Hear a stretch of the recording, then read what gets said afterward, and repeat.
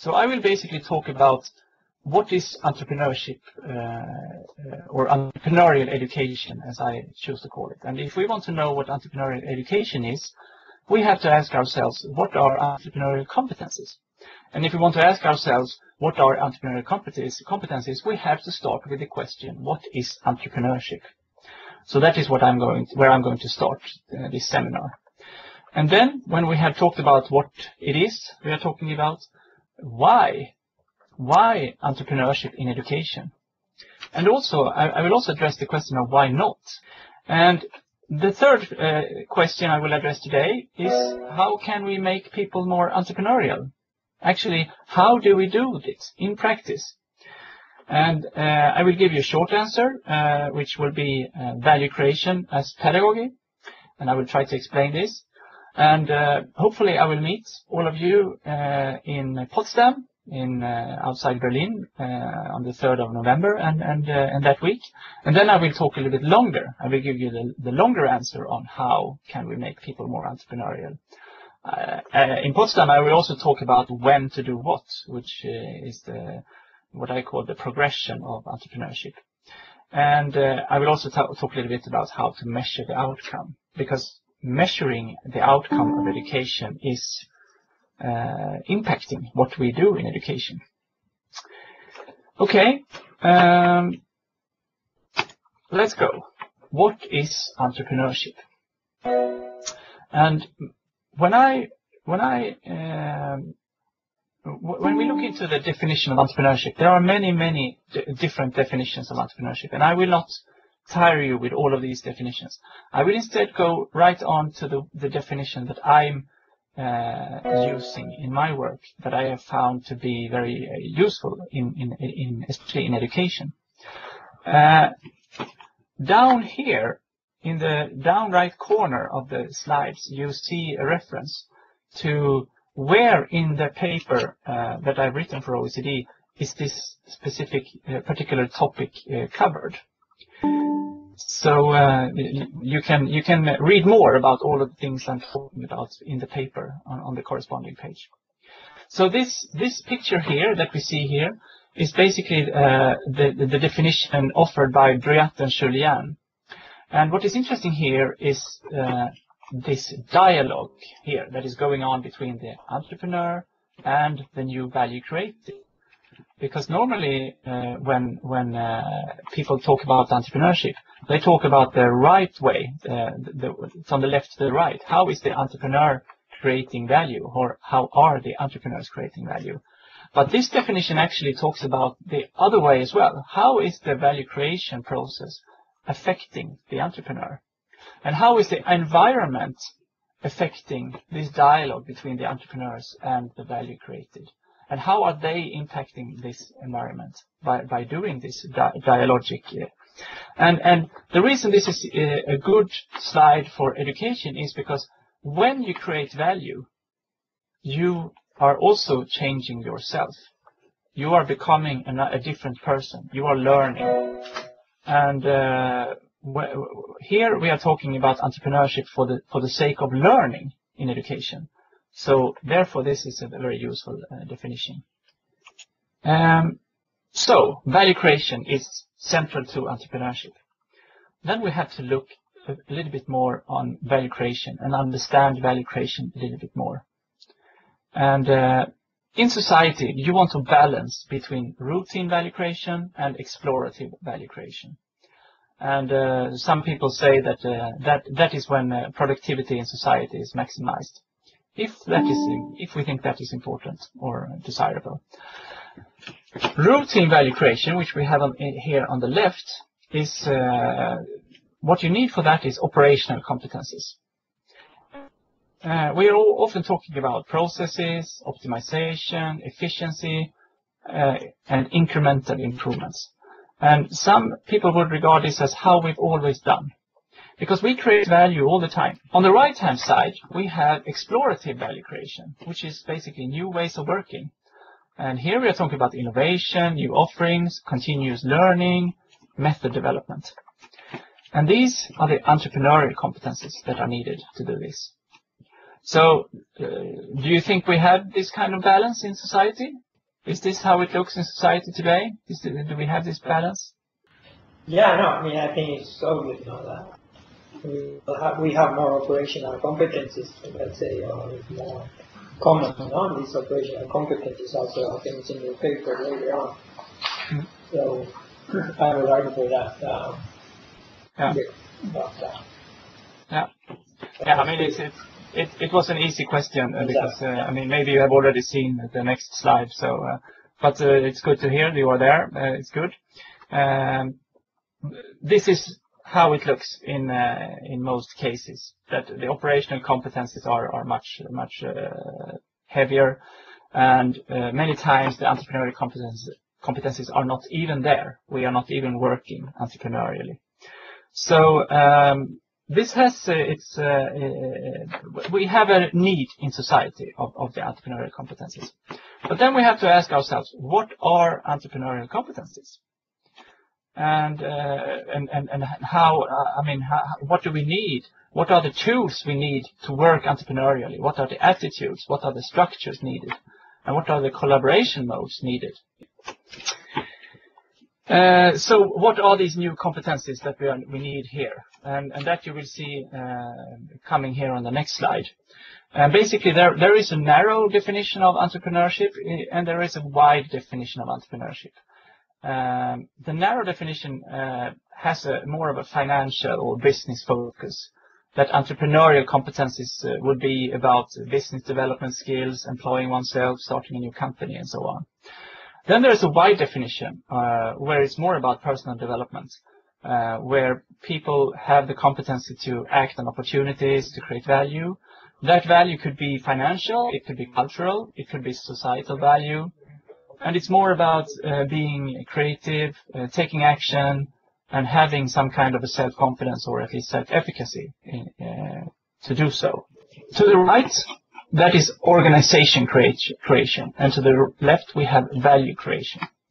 So here we could say that the financial focus of entrepreneurial competencies is about how to start a business or how to start a company or an organization. It could be a non-profit organization. To the left here, entrepreneurship doesn't require to start an organization. It, however, requires to create some kind of value to someone else. And this cooks down to some entrepreneurial competencies. And when it comes to competencies, a common way to split them up is to talk about knowledge, skills, and attitudes. And some common entrepreneurial knowledge, skills, and attitudes are you can find them in the table. When it comes to knowledge, it's about mental models, declarative knowledge, facts, and so on. When it comes to skills, it could be marketing, it could be strategy, resource acquisition, and so on. And when it comes to attitudes, it could be passion, self-efficacy, identity, being a proactive person or becoming a proactive person, perseverance, and a tolerance for uncertainty. So somebody could say, marketing, you are talking about the narrow view of entrepreneurship. But then I would like to point out that marketing is something that is not only needed for it is not only needed for companies. Anyone who sits in meetings during the day at work could come up with an idea. And then you would like to talk for that idea in the room. Then you need marketing competencies. So if you have a job, if you're doing something in your life where you're meeting other people and you are getting ideas, you need marketing skills in order to get other people to understand or appreciate your idea.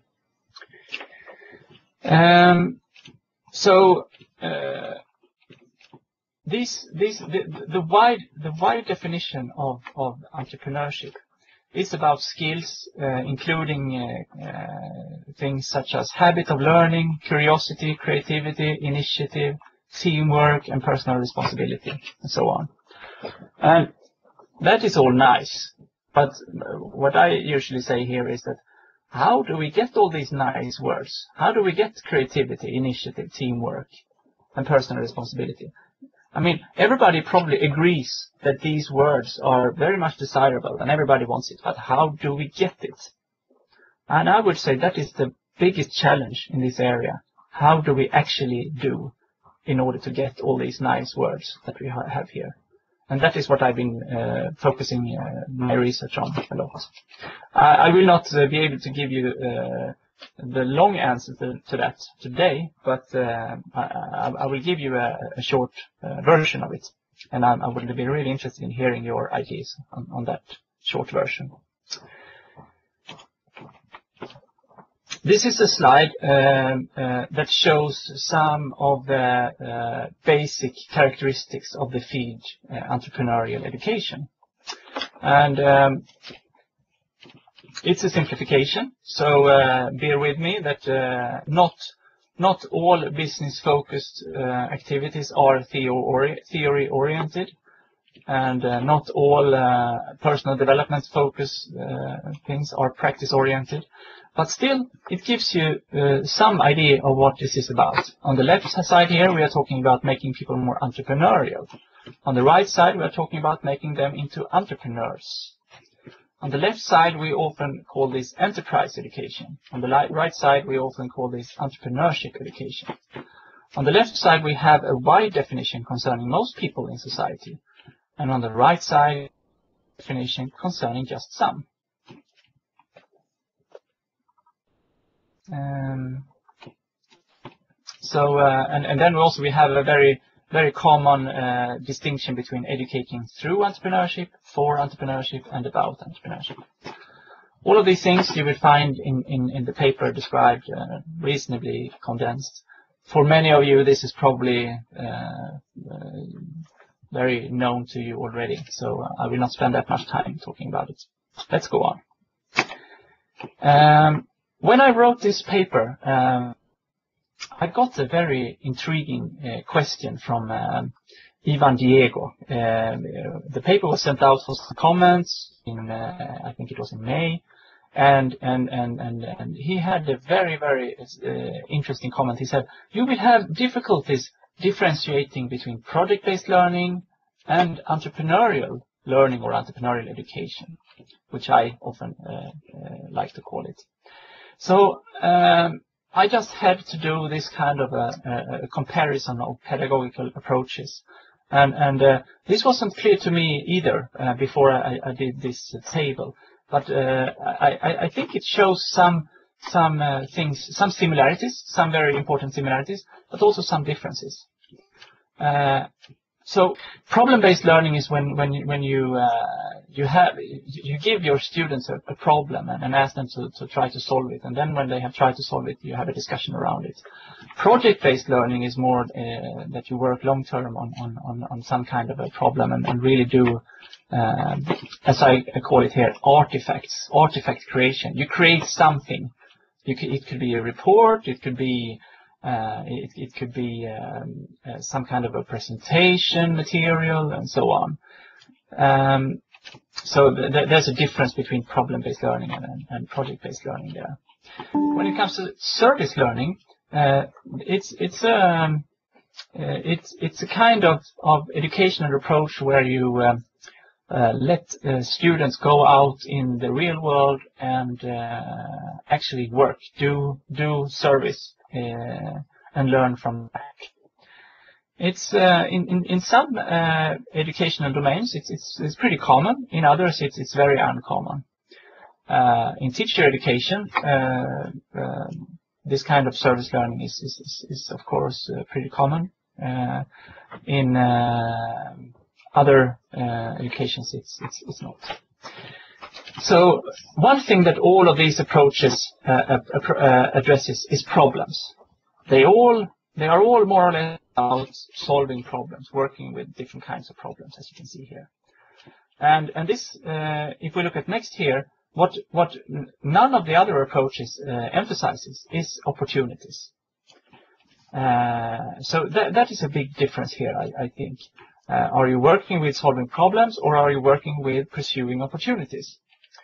And I got a comment on my blog by David Ray, a well-known UK professor in this field.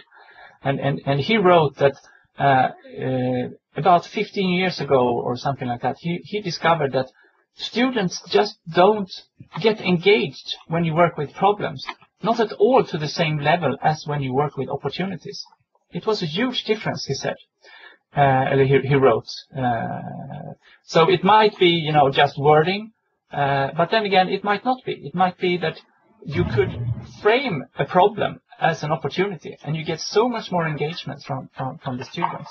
I think that's a really interesting distinction. And David Ray has gone on to write books about the opportunity-based entrepreneurship, and I think it's some really interesting books that he has produced.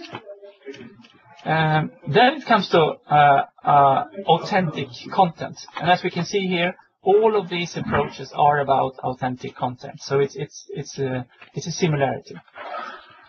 When it comes to artifact, there is a difference here, because here you don't create that much of artifacts, and here you don't either, while at these two you do.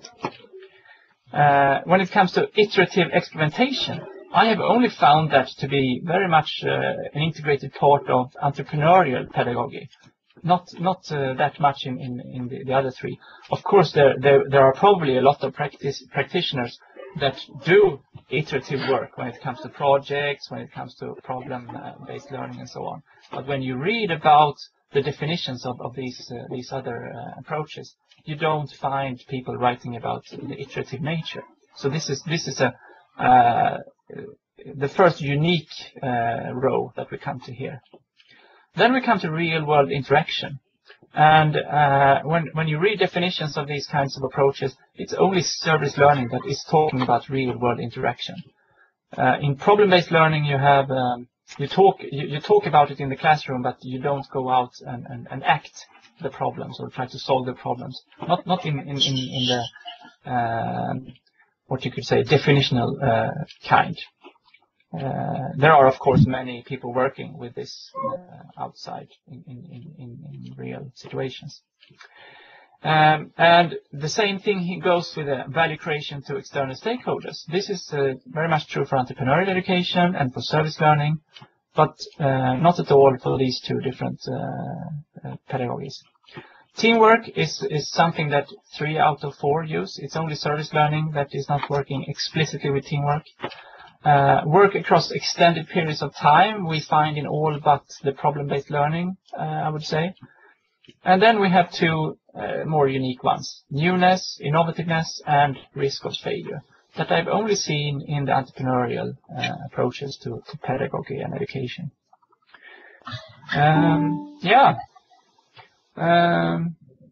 I was happy to get this table up, thanks to Ivan, Diego. And anyone has any comments on this? Do you agree? Do you disagree? Is it helpful?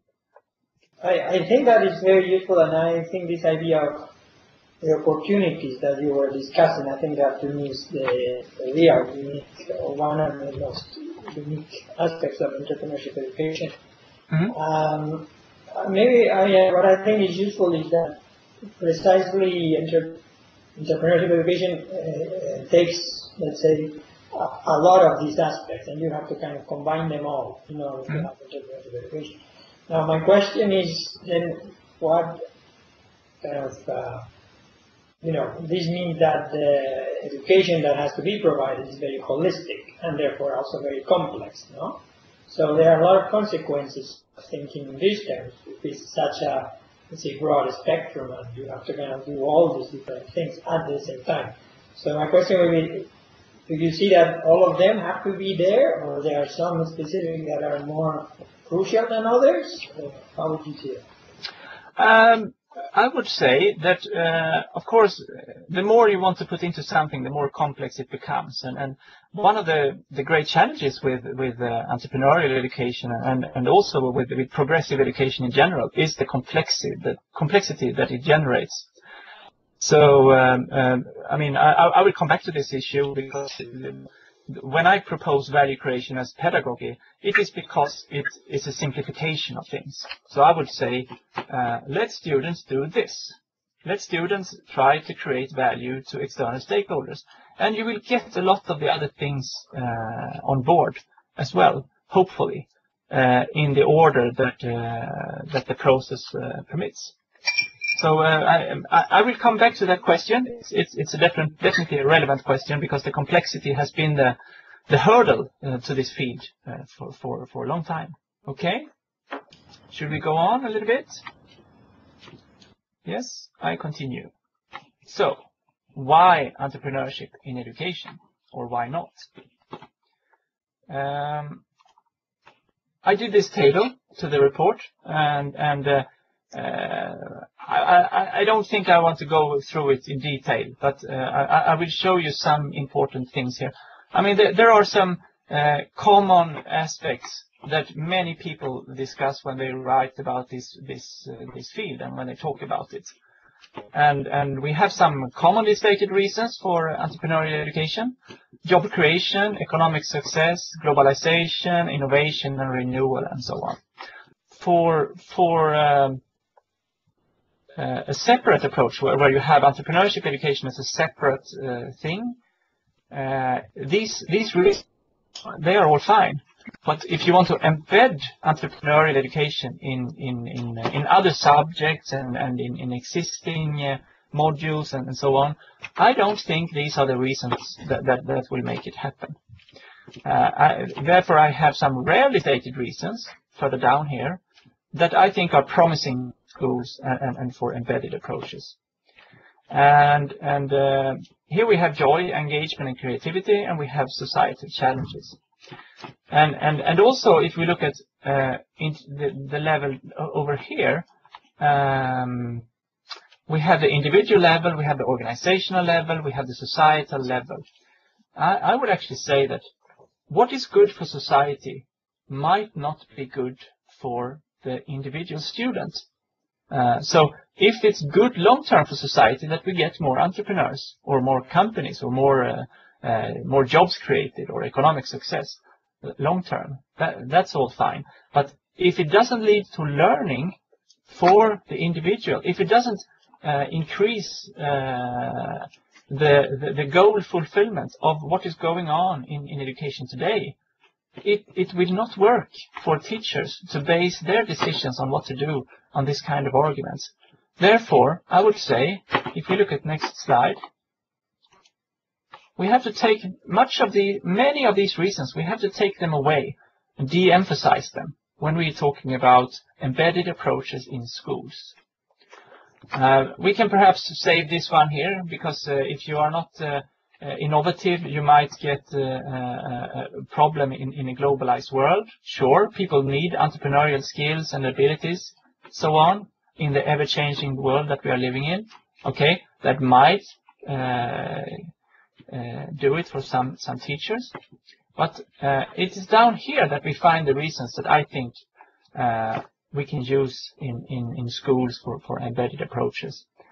And actually, I even say that this is the most important effect from entrepreneurial education, if you ask me, because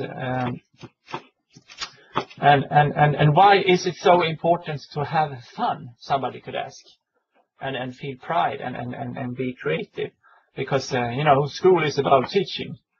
And then I would say that okay, if we don't have fun, and if we don't are engaged in what we do, that also affects learning negatively.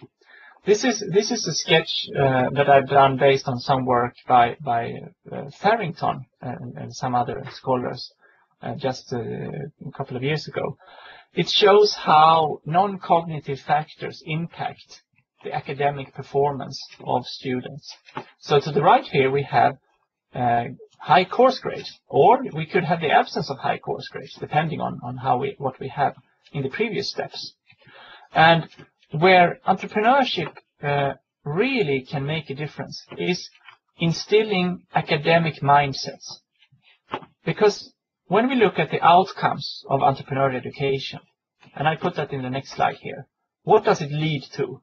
Entrepreneurial competencies: increased perseverance, passion, self-insight, ambiguity tolerance, self-efficacy, identity, marketing, and interpersonal skills, and so on.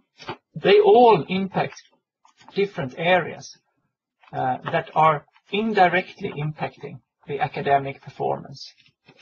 And this the report by Farrington and colleagues shows this.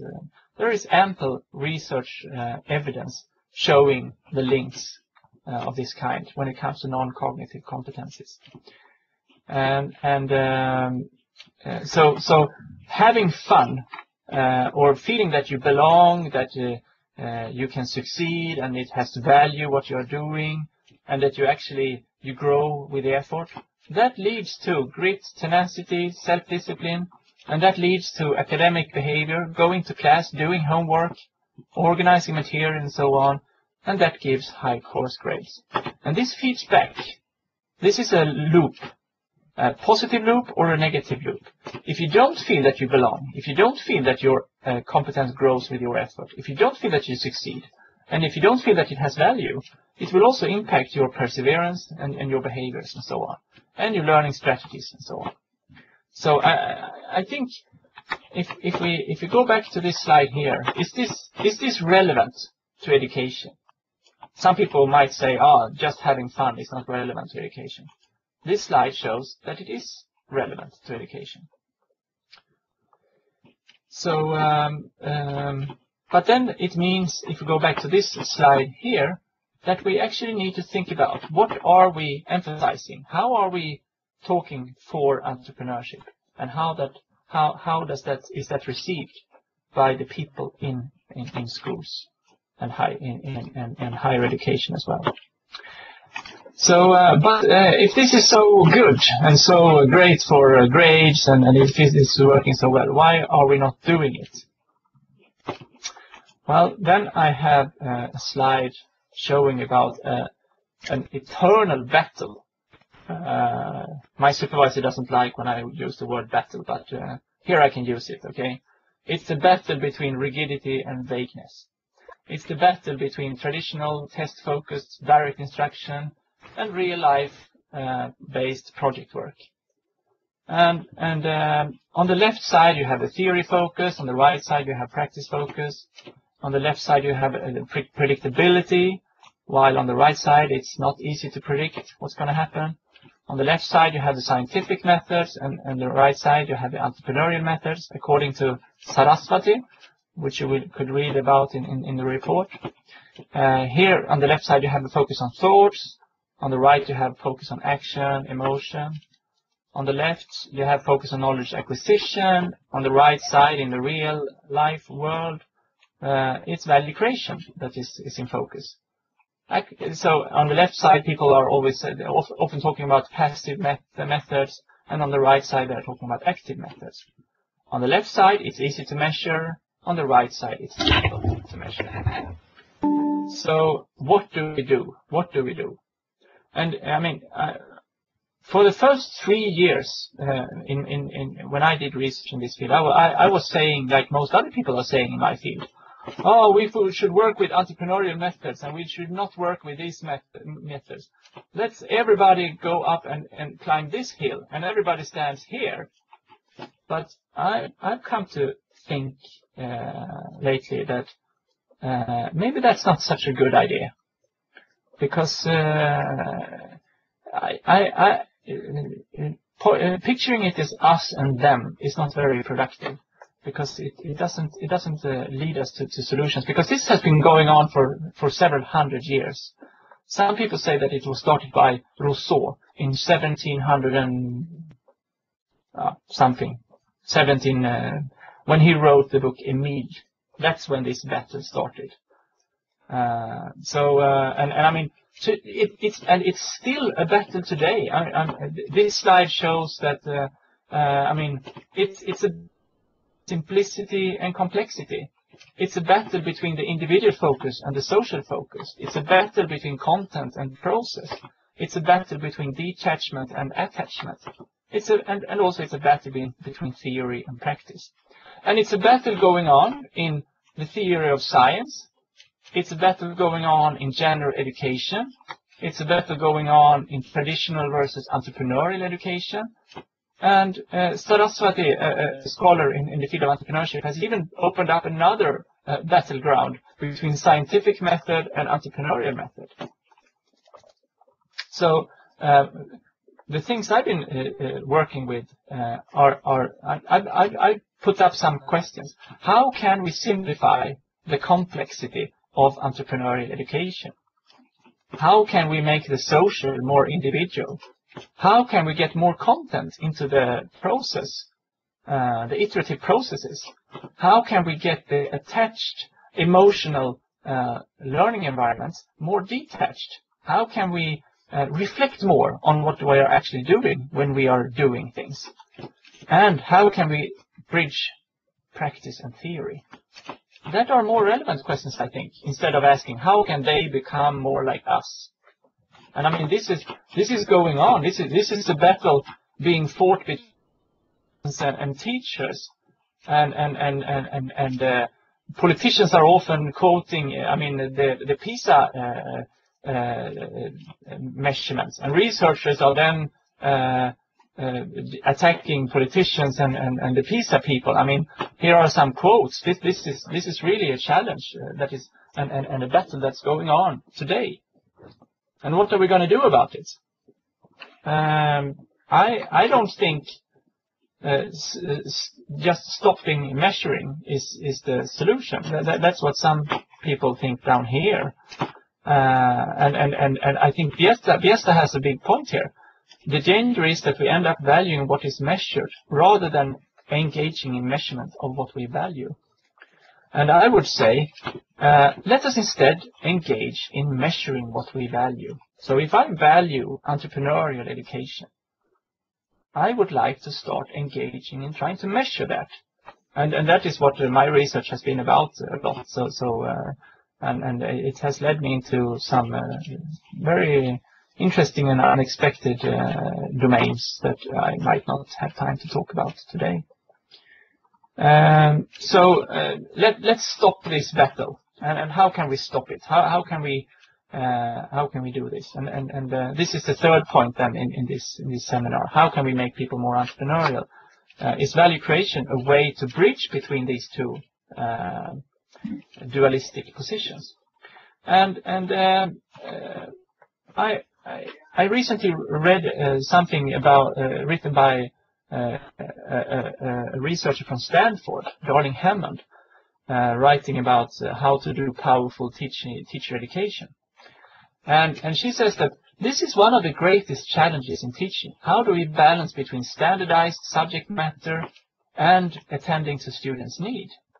And here we see this battle between traditional and progressive education, between the rigidity and vagueness, between the individual and social, between theory and practice, between what is testable and what is romanticized many times.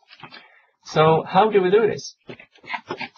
Darling Hammond writes that what teachers need to do is to manage the double helix of teaching, continuously interweaving the demands of the subject matter with the needs of the students. Okay, let's try that. So I've been looking at what researchers have tried to bridge between these two different domains. I found something in theory of science, which is the critical realist approach, where they are recommending to focus on what theory is practically adequate. The practical adequacy of theory. That is what we should be looking out for. Vygotsky is proposing using tools. He's talking about cultural, psychological, mediating tools as a way to bridge between the individual and the social. And there is some research on this, but it has not been so widely spread apart from Russia. And then we have an Israeli researcher who proposes that we should try to constantly combine these two different perspectives, which is not so easy. So what I would propose here is to take all these three attempts and say and create something that I call value creation as pedagogy. We ask ourselves, for whom is this knowledge useful today? How can we do something valuable of the knowledge we are working with today for somebody outside our school or university? What tools can we use from the entrepreneurship domain to trigger learning? And the last one here, how can we bridge between theory and practice? So what I ended up in when I asked these questions were something I call the value creation as pedagogy. So how do we make the complex more simple? Well, we asked the students to do one thing: create value to someone outside class and knowledge of your choice from your education. That is the task. And how do we make this social task more individually manageable? Well, if it became valuable to one individual, you have succeeded. And if you, as one individual, tried to create value but failed, you have also succeeded. Actually, you learn more from trying to create value and failing than you learn from trying to create value and succeeding. That's the whole point of trying, because you learn even if you fail. When it comes to content, there is a toolbox of concepts that can make this iterative process of value creation manageable and teachable as content. And in the report, in the OECD report, the paper, you will find some of these tools that I've put up, and we will see them on next slide, but so I will tell you a little bit about them shortly.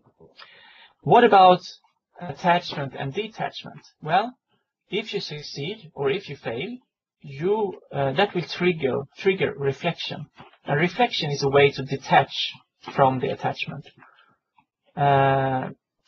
And what about going between theory and practice? Well, you can start the value creation process in some theoretical domain by asking this question: for whom can what I know or what I've learned be valuable and rewarding today? Who can see value in this today? And then when you are done with the process, you can end it in the same and see what knowledge was valuable.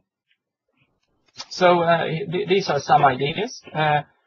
This is not articulated in the report in this way, because I didn't have it this clearly put when I wrote the paper. So I would be very interested. We will have some time for discussion in this seminar, and I will be very interested in hearing your reflections on this, and of course all the slides I have here. And no one is asking any questions, so I'm just going on, and we're going to have almost half an hour to discuss together. So what about how do we simplify the complex? How do we get the social more individually manageable? A word that is a bit difficult, reifying. It basically means objectifying or productifying or making like an object of something that is a process. And how do we detach the attach and so on? So here are 4 of the tools that are described in the paper. And I'm trying to see how these tools can answer these questions on this slide. And basically we can start with effectuation. Effectuation is it's a logic for value creation. It was launched about 15 years ago by a researcher named Saraswati. And basically it's about working iteratively and trying to get stakeholder commitment from people and see what becomes valuable when you go out in the real world and try to do things what works, and you also just start from what you have. Actually, I had this in my extra slides. Let me show you this, since we ended up talking about this. Here we have it. Causation. For what cause am I doing this? Effectuation is instead to ask yourself, oh, we have these means. What could be the effect? What could be the effect of the means we have? And then the goal is changing. You see the difference here? So how can this be used in education? I can actually show you the effectuation cycle as well. It looks something like this. You start by asking yourself, who am I? What do I know? Who do I know? And that becomes your means available. And I would like to ask you to pay special attention to this question here. What do I know? This is a question with a pedagogical implication, with educational implications. Because this question can connect entrepreneurship to the theoretical subject matter in schools and higher education, universities. And then you ask yourself, what can I do? And you start interacting with other people. And some of them give you commitment and say, this is really interesting. And then if you get some people on board that really are interested in what you're doing, you get new means. And you get new goals. And you get an expanding cycle of resources and a converging cycle of constraints. So that is basically what happens. So this is what Saraswati says. So how can we now use this in education? Well, let's have a look at that. Saraswati proposes 4 individually phrased questions at the outset of each iteration in the effectuation cycle. These can be used to individualize, to simplify the complex and social learning environment that entrepreneurial education is. Because now you have 4 questions that each and every student can ask themselves. It suddenly became a little bit more easy to manage. So basically, effectuation is it's an objectification. It's a simplification of the uncertain process of creating value. It's a simplification of the process that leads to a lot of surprises. And when we look at detachment, we can also see that it starts with 4 self-focused questions. So every time you ask yourself these questions, the first time, and also the second, third, and fourth time, it promotes individual reflection and detachment, which is something that you want to have in education. And here we have the question, what do I know, that can be connected to theory. So the basic idea here is to use tools from entrepreneurship, the entrepreneurial domain, in order to address the challenges we have in education, which is one of the most important challenges that we have. So maybe entrepreneurship can actually help us a lot in this field. I also have a little bit about customer development here, and I will show you that because I think it's quite interesting. Customer development is it's a framework that is used all over the world by entrepreneurs in order to build companies.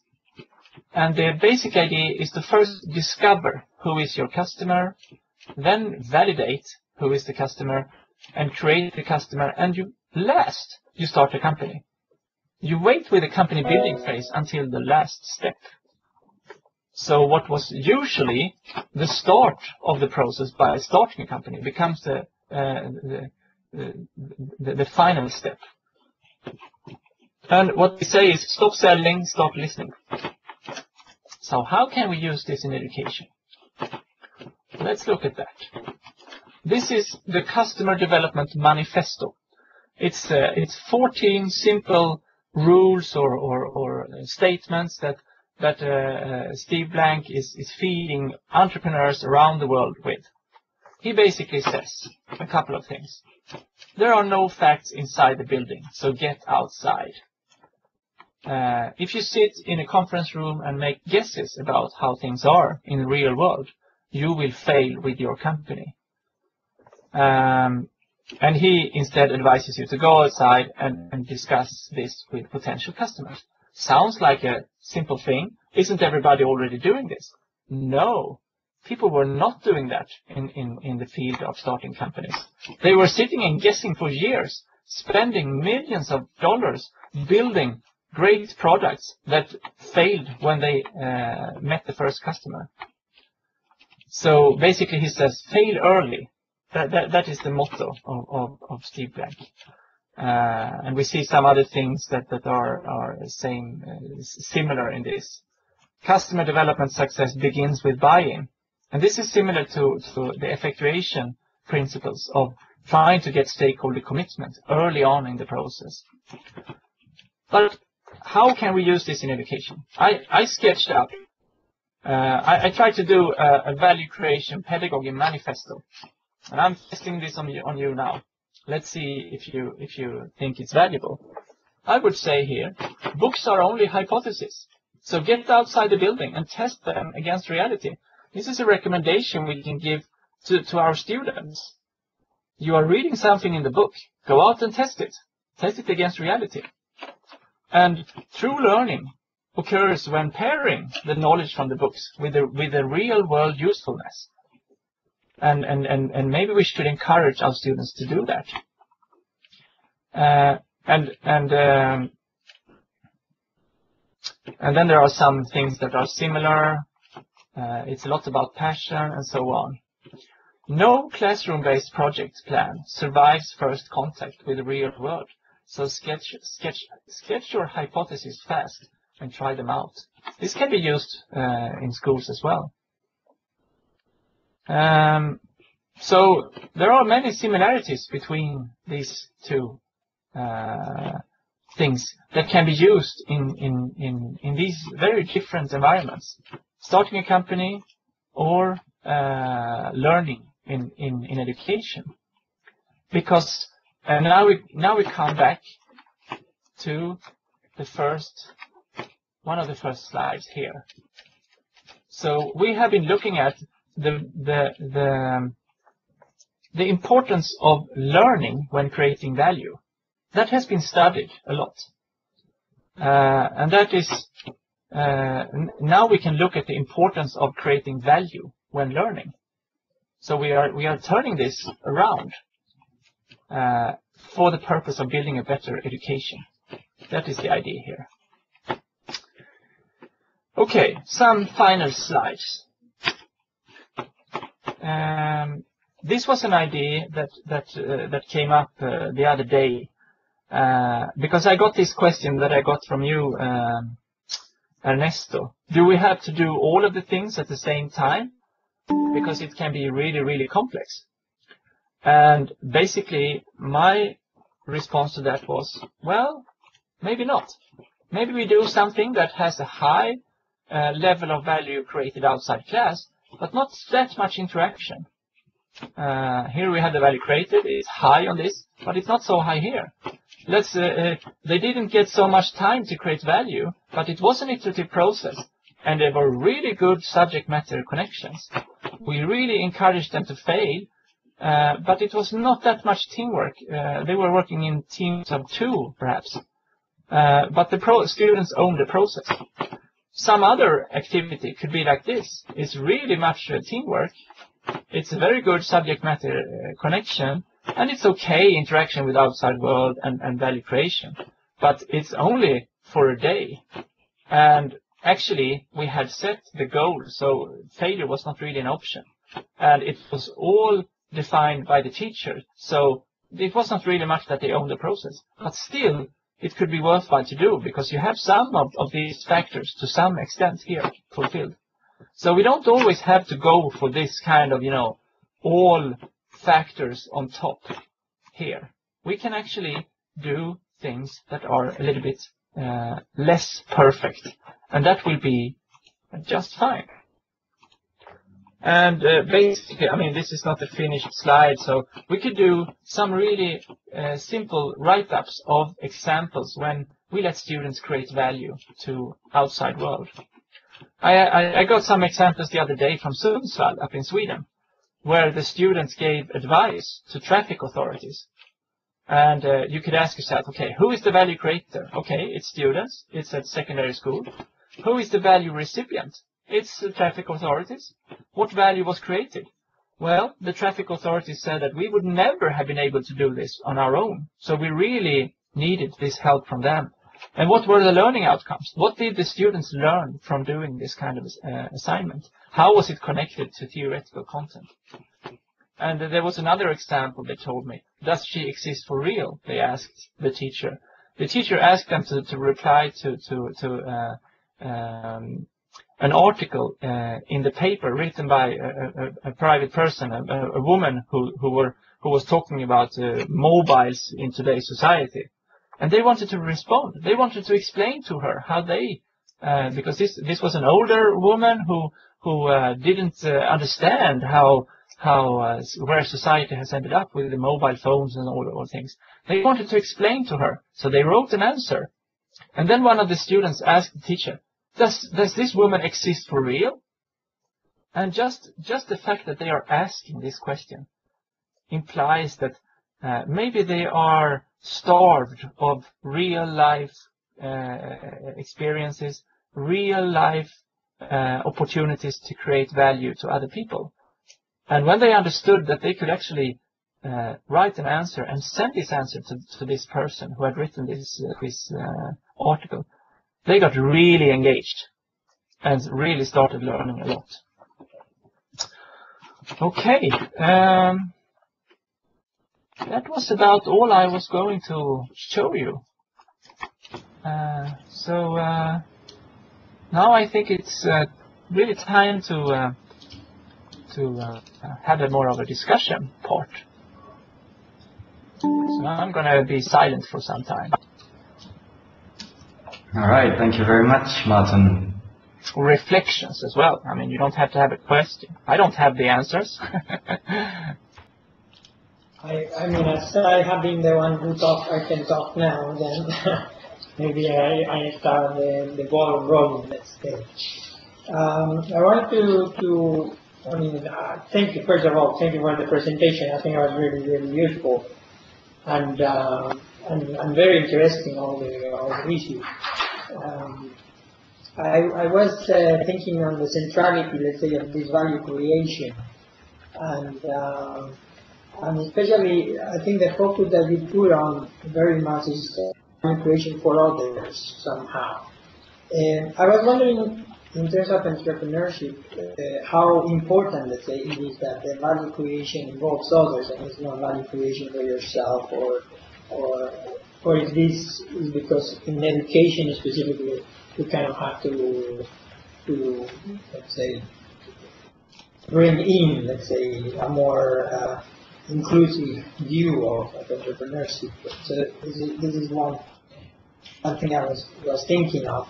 If if it has to be value creation for other people, it can only be value creation for ourselves. And then I was thinking along the whole presentation in a way that I found, as I say, very, very interesting. And at the same time, there's a lot of these things, that we have been discussing, and I think you have pointed it out very well when you were talking about the kind of fight, let's say, or this battle between the rigid and the vague. And I think this has been there constantly, let's say. And I have worked quite a lot on creativity and on how to kind of measure creativity, especially to engage in creative learning. And at the end, it's always the discussion to some extent on these more, let's say, vague areas or kind of things that you cannot measure necessarily, and then this fight. And I found very, very important, as you said, that we have to find a middle ground where, there are certain things that we need to measure in order to kind of value other things that maybe we cannot measure, we cannot be rigid on.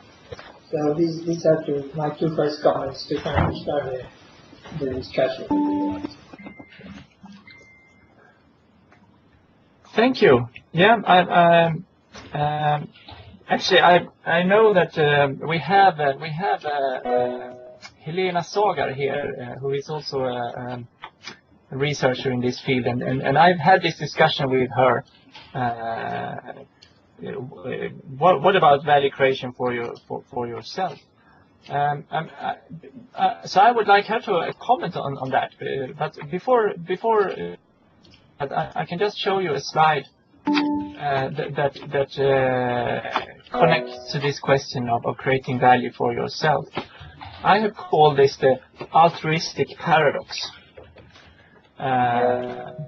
for bridging between traditional and progressive education. And basically, why create value for someone else when you can create value for yourself? And I would say because it's more motivating to create value for someone else than for yourself, especially if the value for the other person is today and the value for yourself is in a distant future. I often say that if you ask for whom this is valuable in 15 minutes, it would be much more motivating than to say you will have use for this knowledge in 15 years or at least 5 years. So, I mean, I think we get access to a complete different set of motivation and engagement if it becomes valuable for someone else. So basically, if it becomes valuable for someone else, it becomes valuable to yourself. By definition, more or less. So, what about Helena? Are you there? Could you comment on that? Can you hear me? Well, I agree with what Martin has said, and we have had a discussion on it. If you look into research, which is not from the entrepreneurial field in itself, but research that has the same components as entrepreneurial education, there is a lot of research that shows that when you create value for others, it's the most motivating approach for the students. But I have also talked to Martin about the fact that, and I would like to stress also that the motivation, the immediate motivation now, and not in 15 years or in 2 years, that's also very, very important for at least for the children in primary and secondary schools. But I have talked to Martin about, I think that having the value creation for others as the ultimate goal, I think it's very good to have that. And I think the last slide that you showed, Martin, shows that it doesn't have to be very difficult. But I think actually the situation in primary and secondary schools is such that if we can get the students to feel that they create value for themselves as the first stepping stone, I think we have come a far way. So I think it could be a good first stepping stone, but still, creating value for others is more motivating and rewarding. So I think that Martin and I are in agreement, aren't we? Yes. Okay. Yeah, definitely. We're sitting here in the same room. Yeah, she's behind me, if anyone can see. So, yeah, absolutely. I mean, this is creating value for someone else could be the way to pay, to show the vision of what could happen. And even if you don't manage to create value for someone else, you will, in the course of that activity, create value for yourself. Yes. Yeah, I mean, I want to say I also agree. It's not that I don't agree. I'm just trying to think because also I wonder. I mean, how much there might be certain cultures that this is not necessarily taken for granted. Let's say. I mean, I agree with you, and I think one of the crucial laws is the importance of the now. No, the fact that you are creating the value at that specific moment. And I think, as you said, for secondary and primary school, this is crucial. And also, of course, this fits very well with the discourse of social entrepreneurship and how important it is.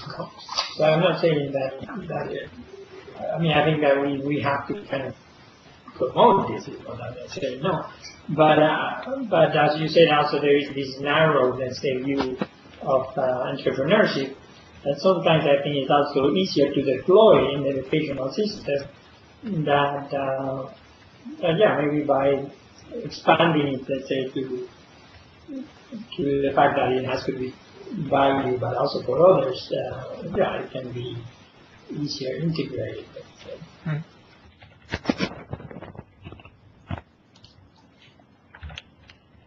So we are learning the same thing. Yeah. Yeah. But what about this battle, let's say, between the rigidity, let's say, or a method that is more rigid and a method that is more open, let's say, this interactive? I think that is crucial, and I don't know what you think about it, that these two methods are somehow combined. You need also theory, you need also this rigidity if you want, and also for policymakers, I think it's important, especially to talk about this, to have these kind of measures, let's say, or specificity, no? That you can hold on to decide what is important, what is not, or how good you are doing, no? I don't know what you think about how to come about into this. Well, I've been working a lot with that, and I've been using the experience sampling method in my research, it's a way to measure the unmeasurable, you could say. Mm-hmm. Basically, it captures the subjective experience of the students with high validity and reliability, I've been using mobile smartphones to do this because people have that. Everybody has it. So basically, this is the way I've been working with this method in my research. I've been doing a mobile app that captures the learner's emotional experiences, and then I've been following this up with interviews and connecting them to learning outcomes, transcribing interviews and coding them in a software. This is a research kind of software. And then I get out, a number of occurrences of entrepreneurial, different kinds of competency. And I've been able to link basically the different kinds of events leading to different kinds of competency development. And so I've been working a lot with this measurement problem. I just didn't include it in this seminar because it was a stop. But what I'm looking at is basically this: you let the students do action-based activities, and that triggers emotional events, and this is what leads to developed entrepreneurial competencies. And instead of trying to measure the entrepreneurial competencies, which is really, you could say, impossible, instead you try to measure the emotional events. The frequency of this kind of different events, the frequency and occurrence of this kind of different events. You could call it formative assessment, actually. And so I've been working a lot with that, and I've developed this tool, and when teachers see this kind of tool, they tell me that, wow, now I get to work with the things I really think matter for my students, because now I can show it in a measurable way what I have been doing and what it has led to for the students. So they have this problem of they have to do the things that are easy to measure because it is being measured, but they believe in doing also the things that are more difficult to measure, but since it's not measured, it doesn't count in the organizational system. So there is a need to measure what is not measurable, what hasn't been measurable so far, and it's not a way to reintroduce the control society. It is actually a tool for the teachers that want to work in ways that they believe in. They need novel measurement methodologies. And basically, this slide shows basically that there has been a lot of thought-based assessment in this area, where you look at the knowledge, skills, and attitudes before the education, and then you look at the knowledge, skills, and attitudes after the education, or you look a long time after the education. You look at the actions they take, if they are actually behaving entrepreneurially. What hasn't been done so much is to look at during the education. What do they think? What do they do? What do they feel? And that is what my research has been about. And it is in an early stage, this kind of research. So, but it's shown to be very much appreciated by practitioners, at least in Sweden, where I'm doing most of my work. There has been also a comment from Victor Dumitrash from Junior Achievement Romania that I think is very valid and reflects to actual entrepreneurial behavior. And he's saying that learning by creating value is also a principle in citizenship education. There's a lot of similarities between entrepreneurial and citizenship education. That could mean that entrepreneurs are very responsible and proactive citizens. Now, I think that this is something that we really are trying to push forward here with this project, is that actually acting entrepreneurially is not just about doing a business. And you've said creating a business, and Martin, you said this really well. It's also about acting on society, creating values for others. So there is really this dimension on being a proactive citizen. So I just wanted to thank Victor for this comment. Could I? Yes. Hello, everybody. This is Felix Hettig from Junior Achievement Germany. Hello, and Felix. hello there. Well, we organize mini companies with students, right? And I can only approve just about everything that was said already. That's exactly what we witness every day in the mini companies at schools, that the students are just happy to have something to go into practice rather than theory, to be part of something outside of their school world, and to do something with passion, to be creative, to have fun, what was said just in the beginning, and to be working on that as a team. So it's not only about creating value for others, but at the same time creating value with others for the students. And that's what all the teachers that we ask approve. So I can only thank you for that webinar, and I can only approve everything you just said. We also... I have to thank you for that, creating value with others. That's a great point, actually. It sounds simple, but you have a big point there. Thank you. Because obviously there might be somebody inventing something, and he might be in his basement alone working on things, but that's not the entrepreneur. The entrepreneur goes and brings it among the people, right? So it's always with others. Yeah. We also have on the value creation topic, we also have Ready Unlimited, a social enterprise from the UK that is promoting entrepreneurial education in the UK. Is saying that a major concern from most schools is academic performance and exam results. They are referring to slide 16 that was linking to entrepreneurial education to this. In that context, school improvement potential of entrepreneurial education needs to be better evidenced and communicated.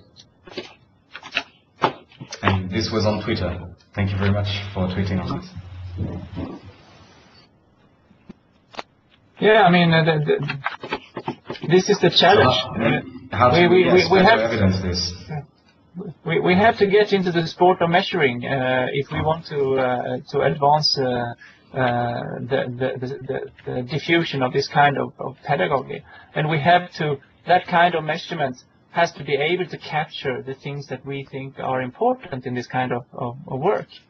We cannot just sit and say, oh, they should be more like us, and they should do what we do instead of doing what is easy to measure. We have to get into then trying to measure things that are more difficult to measure. I see that as one of the few ways forward in this field. I fully agree, if I might say. But I also, one of the things that I think you pointed out in the paper is a lot of people are in that entrepreneur. The same thing with creativity in a way. And I always, it's difficult to, let's say, justify, like, to what extent can it be taught, let's say, and I think a little bit is because people think that this is a formal course, and it's not all these different things that you were pointing out with all these different aspects that have to occur at the same time when you are providing the lecture. So I think this is also something that needs to be addressed, because there's a lot of resistance I have found over the years people thinking entrepreneurship cannot be taught and shouldn't be taught? Well, I would say that then we have to define what we mean when we say the word taught, because I agree that entrepreneurship cannot be taught by asking them to read a book or some other things. I mean, actually I have a slide on this. I can show you that. Here it is. This is I basically say that there are very few shortcuts here. And many say that the only way is learning by doing. But I would say entrepreneurship can be taught, but you have to have a learning by doing approach. And then you have to have a very good question to the answer to the question, learning by doing what? I would actually say starting a real company, solving a problem, writing a business plan, those were things that we have been doing for many years now, which was in absence of better ways and easier ways to do it. Because it becomes really complex. Starting a real company is a very complex thing to do. I mean, Chalmers School of Entrepreneurship, we start companies every year. And the cost of doing that kind of pedagogy, is 4 times the cost of educating in engineering. And engineering is an expensive kind of pedagogy because you need a lot of equipment, So if you quadruple that is what it costs to make people start a real company. And I simply say that is for the very, very few. We need something for the very, very many people. And then we can cook it down to take the value creation aspect of entrepreneurship and do pedagogical things based on that instead for the wide audience. And then I think starting a real company or a mini company is a way to make it too complex. It's a great thing to go on with when you have tried to create value and then you've done that for some time. Definitely you should try to start a mini company or a real company. I mean, I have this in my in the paper. Where is that slide on progression? Here it is. So what we see here is that up here we can start with the business language. We could start with starting a venture. A mini company. I'm up here with Chalmers School of Entrepreneurship. Sustainable venture creation, I call that. It is the most complex and messy thing you can ever imagine. I wouldn't recommend it for many people. but so what do we need to do? We need to find approaches that work in this area for the majority of people. And we haven't even started that journey, I get the feeling, or we are very early in that phase. But that could be the big impact, and it is definitely teachable if you use a learning by doing approach, and the approach I'm proposing is learning by creating value.